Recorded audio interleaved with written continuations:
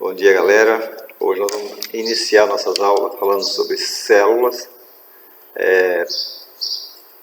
Um breve histórico sobre as células, como por exemplo, conhecendo as células, origem das células, descoberta das células e do microscópio, diferenciação celular e formação de um organismo celular.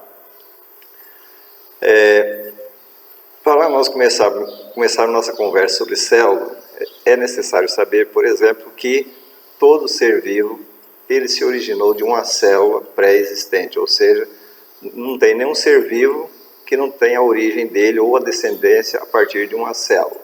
Então nós vamos começar falando sobre o conhecimento da célula, conhecendo uma célula.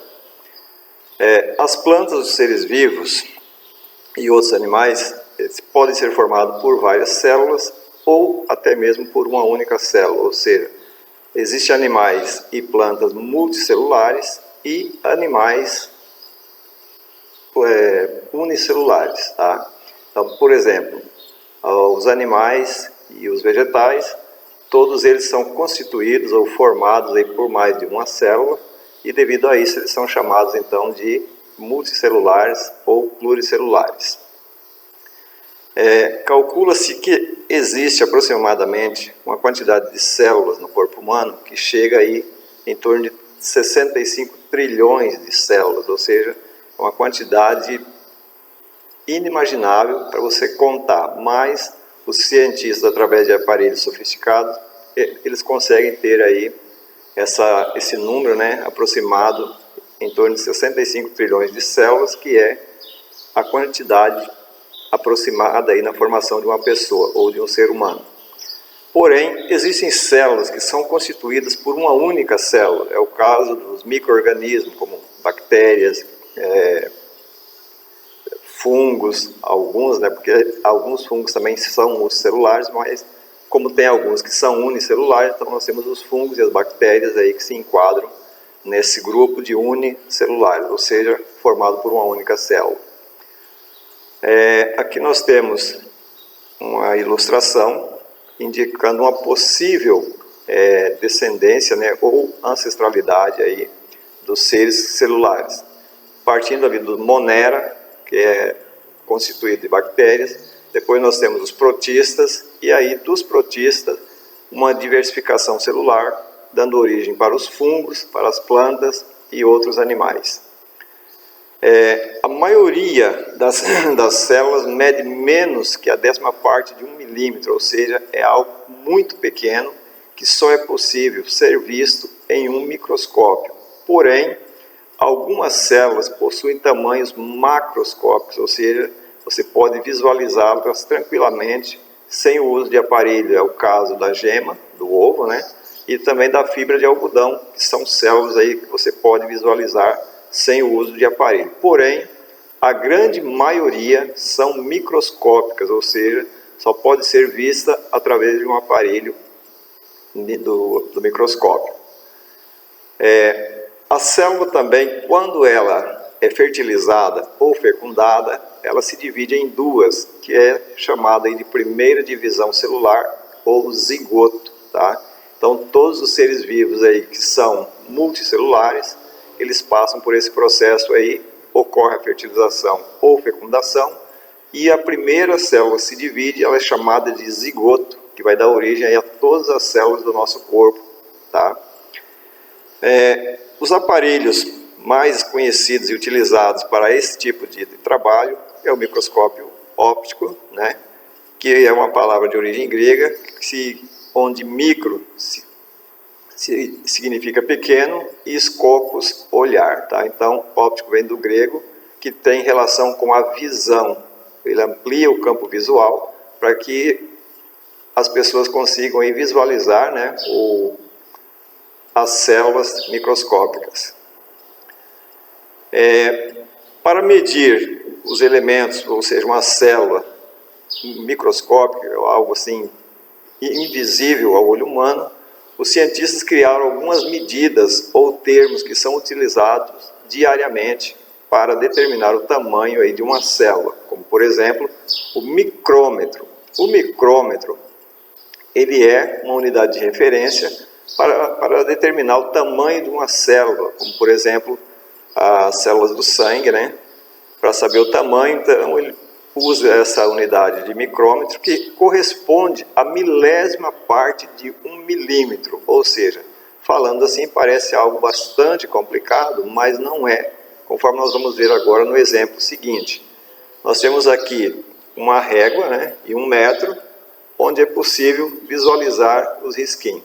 Então, para você saber o que seria esse tamanho de uma célula em micrômetro, basta você pegar como, por exemplo, um risquinho desse de referência no metro ou na régua e dividir ele em 1000 partes. Então, aquele pedacinho da divisão seria o equivalente ao tamanho de uma célula, ou seja, microscópico, algo que você dificilmente vai visualizar a olho nu.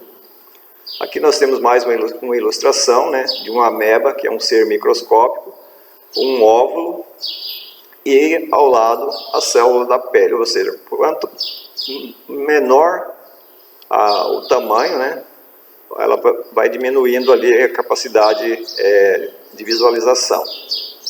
Lá em cima nós temos uma célula do sangue também, que normalmente quando você vê uma gota de sangue, a impressão que tem é que você está vendo uma célula, mas ali existem milhões, milhares de células dentro de uma pequena gota. Agora vamos falar um pouco do funcionamento da célula, ou seja, por dentro da célula, como é que essa célula funciona. Para que uma célula funcione, ela tem vários compartimentos, tá? Várias divisões dentro de uma célulazinha microscópica, que são chamadas de organelas. Cada organela dessa, ela faz uma função que é essencial para a célula. Devido a isso, o fornecimento de energia, a remoção do lixo, controle de doenças, diversas partes da célula agem funcionando para que mantenha o corpo em equilíbrio. Tá? E quando uma dessas partes falha, aí surgem as doenças que nós todos conhecemos, como gripes, pneumonias, rubéola, etc. Aqui nós temos a ilustração de uma célula animal e também de uma célula vegetal. Tá?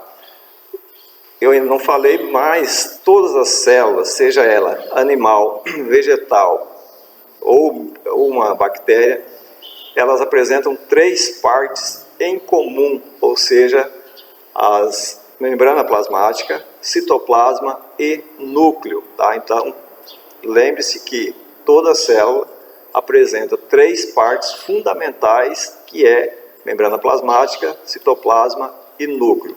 Onde no núcleo de uma célula vai encontrar sempre o DNA, né, o material genético, que é responsável por, digamos assim, reproduzir e também dar ordens para que a célula funcione. Então, tudo isso já está predeterminado onde? No núcleo, né, onde contém o DNA ou material genético.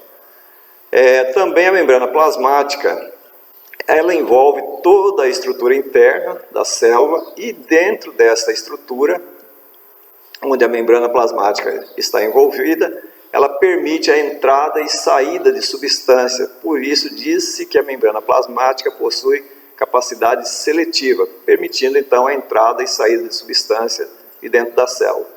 E o citoplasma é um meio aquoso, um formato em gel, né, que vai garantir a estabilidade interna das demais organelas celulares, que, além dessas 3 que eu falei, que são a membrana plasmática, citoplasma e núcleo, temos também retículo endoplasmático liso, rugoso, mitocôndrias, lisossomos, vacúolos, etc. Tudo isso aí fica preso dentro da célula, graças à quantidade de citoplasma existente no interior de uma célula.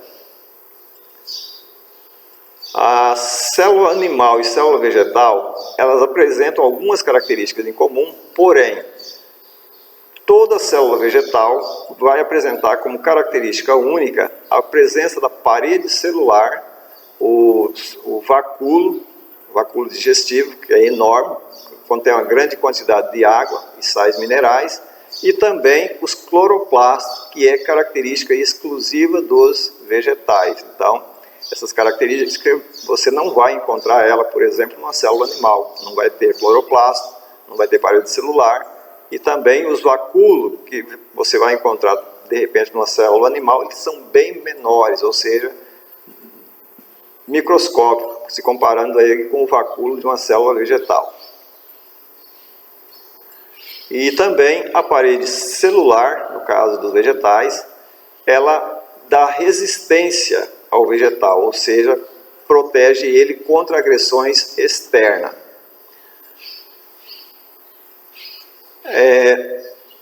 Além dessas três partes que eu falei, da membrana plasmática, citoplasma e núcleo, nós temos também a mitocôndria, tá, que é responsável aí pela respiração celular, ou seja, garante a produção de energia para que a célula funcione de forma adequada. Tá? Nas células das plantas encontra-se ainda o vacúolo do sucro celular, uma cavidade cheia de líquido que armazena sais minerais, açúcares, proteínas e principalmente água. E além da clorofila, que é realizado aí durante a fotossíntese. Então, essas características que eu acabei de falar, como vacúolo, cavidade cheia de líquido, organela de cor verde, que dá origem aos pigmentos de clorofila, tudo isso aí é encontrado nos vegetais e, logicamente, em algumas algas e outros seres microscópicos que nós vamos ver numa outra aula. Você já deve ter percebido que pessoas da mesma família costumam ter características semelhantes, ou seja, formato do nariz, formato da boca, do rosto, alguns até mesmo da pele. Essas características que as pessoas apresentam de semelhança, normalmente elas são herdadas dos pais ou de um ancestral mais distante, como avós ou bisavós, que é transmitido aí através dos genes, tá? Esses genes estão localizados onde? No núcleo, onde está contido o DNA. Depois desse breve histórico sobre as células, nós vamos falar agora dos aparelhos que são utilizados aí para visualizar, né, as células. O microscópio, tá? O microscópio, o primeiro que foi inventado foi pelos irmãos, né, Janssen, Zacarias Janssen e o filho, aliás, pai e filho, não irmãos, pai e filho que descobriram.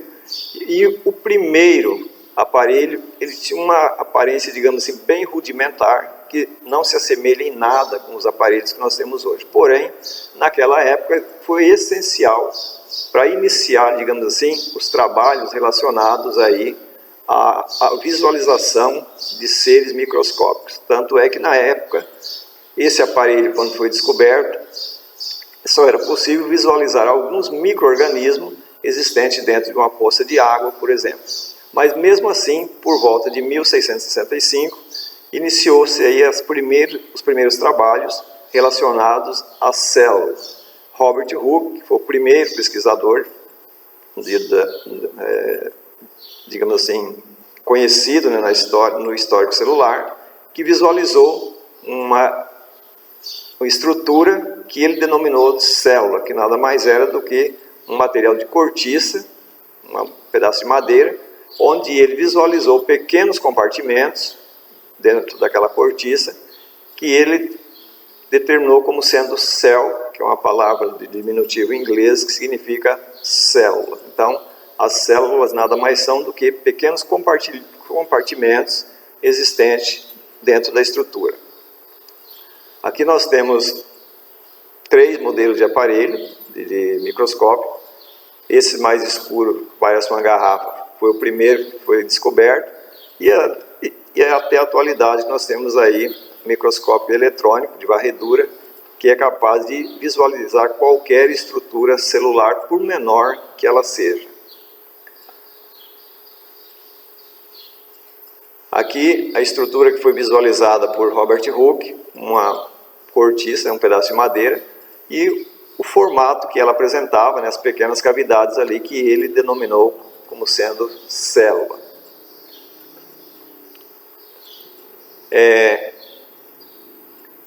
como eu disse antes, os irmãos Leeuwenhoek, né? Aliás, pai e filho, no caso, não irmãos, Leeuwenhoek, que descobriram ali o microscópio. De que forma eles fizeram isso? Como eles eram comerciantes de tecidos e tinham uma notável habilidade em polir lentes de óculos na época, né? Eles foram polindo esses objetos, essas lentes, até que elas ficaram finas, com um potencial para aumentar em torno de 300 vezes o campo visual. Então, com essas lentes, ele acabou observando micro-organismos de até 0,03 milímetros de tamanho. E a partir daí, ele acoplou essas lentes a um pequeno tubo, do qual deu origem aí aos microscópios que nós conhecemos hoje. Então, atribui-se a Leeuwenhoek a descoberta aí do microscópio.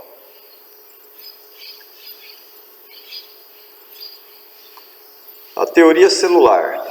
Por volta de 1830, um outro pesquisador botânico escocês chamado Robert Brown descobriu um pequeno corpo no interior de vários tipos de células e o chamou de núcleo, ou seja, a partir de 1830, então, Robert Brown descobriu o núcleo da célula.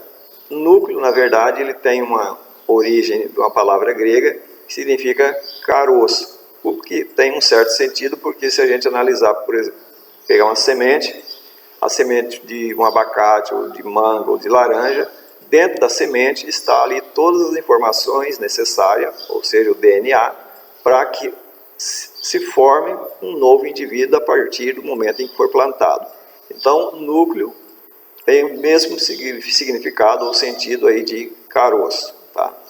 Aí, por volta de 1838, um outro botânico alemão chamado Matthias Schleiden concluiu que a célula era a unidade básica, padrão, ou seja, de todas as plantas. Ou seja, atribuiu, né, a formação celular de todas as plantas como se fosse única.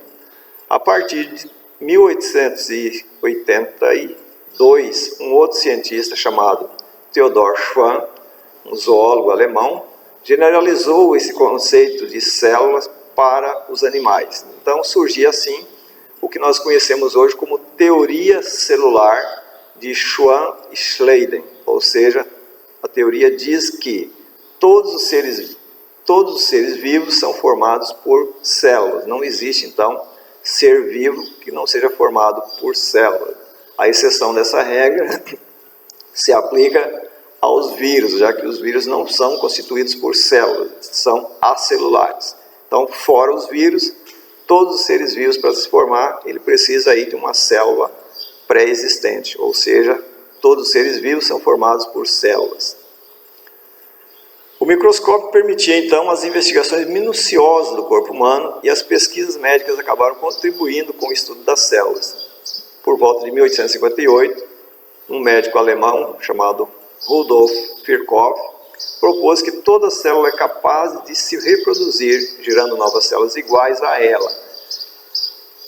Virchow fez mais uma afirmação ousada na época. As doenças seriam consequência de problemas nas células. Com base nessas descobertas e em outras atualmente, a teoria celular pode ser resumida da seguinte forma: todos os seres vivos são formados por células e, portanto, a célula é a unidade estrutural dos seres vivos. Então, a partir dessas descobertas aí, todos os seres vivos são formados por células e, sendo a célula a unidade estrutural de qualquer ser vivo. Outra também, a célula é a menor unidade viva, tá? As atividades de um organismo dependem das propriedades de sua célula, nas quais ocorrem diversas transformações químicas. Portanto, a célula é a unidade funcional dos seres vivos e o mau funcionamento de uma célula pode provocar doenças no organismo. Então, não importa se é uma célula vegetal, animal ou bacteriana, todas elas têm origem de uma outra célula e têm capacidade, sim, de se reproduzir, seja ela multicelular ou unicelular. E devido a essas transformações, a célula também pode ocasionar doenças no organismo, como é o caso do câncer, que todos vocês de repente já ouviram falar, e outras doenças aí que vão degenerando ou matando as células de um animal ou de um vegetal. As células surgem sempre de outras células por meio de um processo de divisão celular. Então, quando ocorre, por exemplo, nas células animais ou vegetais, a fecundação, essas células começam um processo de divisão, conforme eu disse lá no início. Essa primeira divisão ela é chamada de zigoto, onde a célula se divide em duas. Tá? Cada uma dessas células que se dividiram, ela leva a metade dos genes que corresponde ao pai e à mãe, no caso aí de animais. Tá? Então, quando se fala dos animais, ela vai levar metade da informação vindo do organismo materno e a outra metade aí vindo do organismo paterno.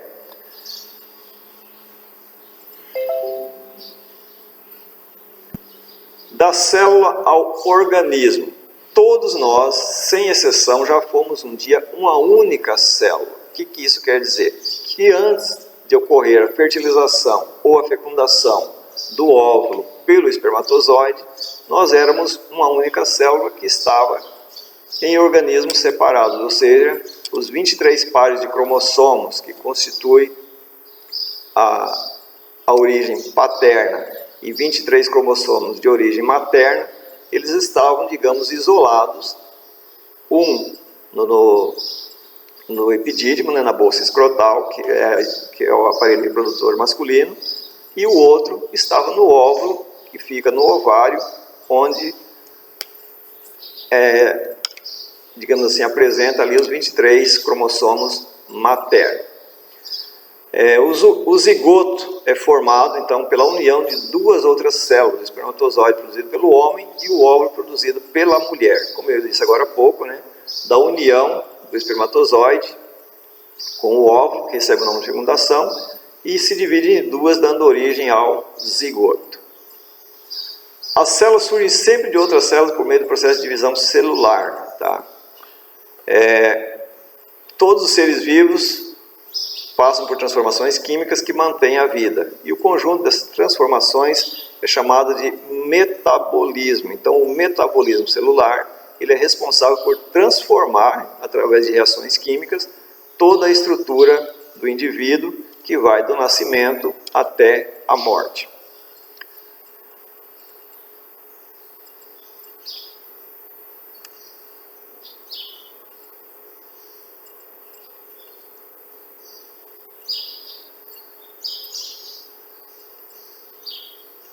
Vou voltar um pouquinho mais aqui.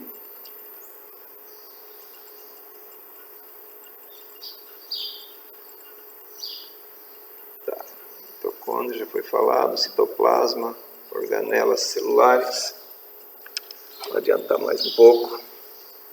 Dos genes também foi falado no microscópio. Leeuwenhoek, também já falei. Teoria celular, formação da célula-organismo. Tá. Aqui nós temos uma ilustração, uma imagem, onde é possível visualizar a figura paterna, no caso de um homem, e a figura materna da mulher. Ali dá para ver nitidamente o espermatozoide com uma cauda, né, que começa, digamos assim, indo em direção ao óvulo. A partir da chegada do espermatozoide até o óvulo, a célula é fecundada ou fertilizada, ocorre a primeira divisão, que é chamada de zigoto. Na sequência, essa célula começa a se dividir e multiplicar novamente, dando origem ao embrião e posteriormente ao feto, e depois de 9 meses surge ali uma nova criança. Tá? O zigoto também, como eu falei antes, ele tem os 23 pares de cromossomos vindos do pai, onde estão contidos os genes, e também os 23 que veio da mãe. Portanto, em suas células, um novo ser vivo terá uma combinação de genes paternos e maternos. Isso explica por que as características do pai e da mãe normalmente estão presentes nos filhos. Tá? No próximo capítulo nós vamos ver também como as células se reúnem formando os tecidos, a epiderme, que é um tecido que que recobre o corpo, que também é chamado de tecido epitelial, e os tecidos também se agrupam, dando origem a órgãos, como o coração, o estômago, etc.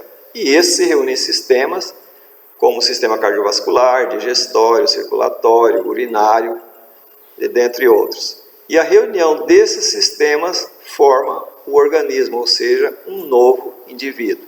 Nós vamos estudar também as diferentes funções dos tipos de células que elas exercem no organismo. Só para dar um iniciozinho, nós temos células nervosas, sistema nervoso, células muscular, dos músculos, e também as células que formam o tecido ósseo. Então, são várias células, cada uma com uma capacidade diferente, que nós vamos ver a partir das próximas aulas. Agora nós vamos falar dos seres microscópicos, procariontes e eucariontes. As bactérias são organismos unicelulares, ou seja, são formados aí a partir de uma única célula. O material genético da bactéria, ao contrário dos outros grupos de vegetais e animais, ela não tem esse DNA no núcleo protegido por uma membrana, como é o caso ali de animais e vegetais. Esse DNA ou material genético das bactérias, ele fica, digamos assim, espalhado dentro da bactéria e não tem proteção individualizada, como é o caso dos outros animais e plantas. Tá? Dizemos então que são procariontes, seres que apresentam essa característica, que tem o material genético DNA ou RNA, que é o caso das bactérias, que não é protegido, digamos assim, o núcleo não fica isolado dentro da célula, ele fica espalhado. Observe na figura que as bactérias possuem uma parede celular, mas a composição química dessa parede é diferente da parede celular das plantas, ou seja, as bactérias, então, mesmo apresentando uma semelhança, ou seja, uma parede celular semelhante à dos vegetais, ela não é igual à dos vegetais, tá? Talvez, pode ser que numa escala evolutiva, as bactérias tenham, digamos assim, sido a precursora, digamos, da origem dos vegetais, através das algas ou de um outro ser vivo vegetal que deu origem aos grandes vegetais que nós temos hoje. Isso é possível que tenha acontecido, e essa capacidade da célula vegetal e bactéria apresentarem parede celular, que apesar de serem com funções diferentes, elas têm uma semelhança muito grande entre si. Aqui nós temos uma bactéria, ali nós temos o DNA, dá para ver que ele fica disperso, né, fica espalhado pelo núcleo da célula. Nós temos essas linhazinhas ali que lembram um chicote, que na verdade são flagelos, né, que a bactéria usa para se locomover ou mesmo para capturar algum alimento quando ela está dentro do organismo. Temos lá a membrana celular, que, como eu disse antes, tanto animal, vegetal ou bactéria apresenta membrana, citoplasma e o núcleo, tá? E os ribossomos, que são responsáveis pela produção de proteínas dentro de uma célula.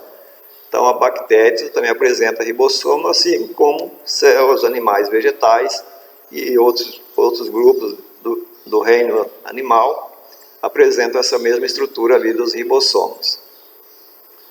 Então, como você viu no capítulo, ao contrário das bactérias, nos animais e nas plantas, o material genético dos cromossomos vai estar envolvido por uma membrana. Eu acabei de falar que o núcleo de animais e plantas, ele não fica, digamos, solto dentro da célula. Ele está isolado, protegido por uma membrana. Sendo por isso, formando um núcleo verdadeiro, dizemos que esses organismos que apresentam o núcleo protegido por uma membrana são chamados de eucariontes. Tá? Então, eucariontes são todos aqueles organismos que têm o núcleo protegido por uma membrana, ao contrário dos procariontes, que eu falei agora há pouco, que são as bactérias, que não apresentam característica aí que é ter o núcleo protegido, ou seja, fica disperso dentro do citoplasma, ok? Nós vamos encerrando mais uma aula hoje e o material para fazer as atividades ele estará disponível no blog, assim como as questões dessa aula que vocês terão que resolver e entregar em tempo hábil, conforme foi no primeiro caso, será enviado através de meios eletrônicos, ok? Então nós ficamos por aqui, tenham todos um bom dia e até a próxima.